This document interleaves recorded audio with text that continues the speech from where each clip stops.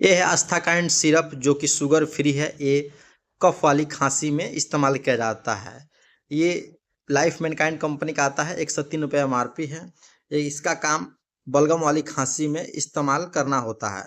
खांसी में बलगम आ रहा है, बलगम बाहर नहीं निकल रहा है, तो बलगम को ढीला करेगा, पतला करेगा, बाहर आसानी से निकल जाएगा और सांस की समस्या भी ठीक हो जाएगा। जिसको सांस फूल रहा है, ये क्या करता है, सांस की नलियों और मांसपेशियों को ढीला कर देता है, जिससे कि सांस आसानी से आदमी ले सकता है।